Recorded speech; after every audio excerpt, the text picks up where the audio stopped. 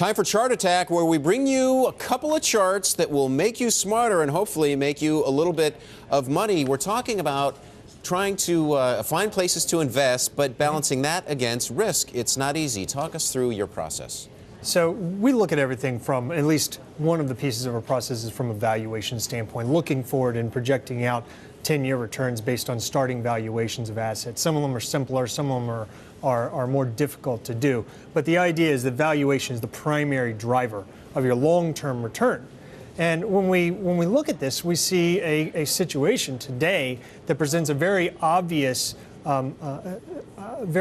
opportunity for investors. All right, Matt, bring in the camera and let's take a look and talk us through this obvious scenario from your point of view, Jason. So with inflation expected to run at 2.5%, 2.3, 2.5% at this point in time, fixed income rates have been driven down to such a low level. Practically cash. That those numbers are basically, if you invest in those, you're locking in a loss of purchasing power as you move forward ahead in time. Sure. Long-term investors, this is basically a guaranteed loss of that purchasing power. So investors by the Fed and central banks' actions are basically being forced out the risk spectrum to all these other assets that have some potential for delivering a return in excess of that inflation rate.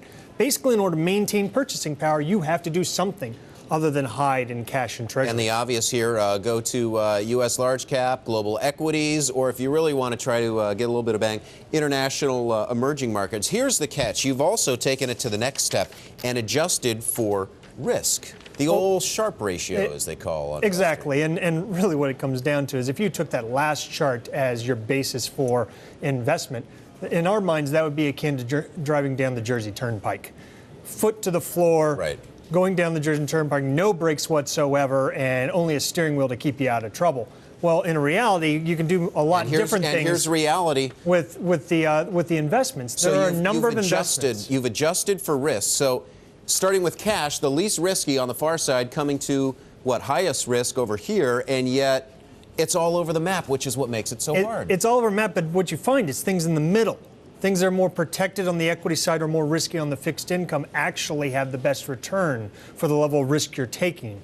And therefore, you can find a way to position a portfolio by concentrating more in that middle to get your biggest bang for your buck. Risk and reward, Trish. Yeah, you got to look at them together.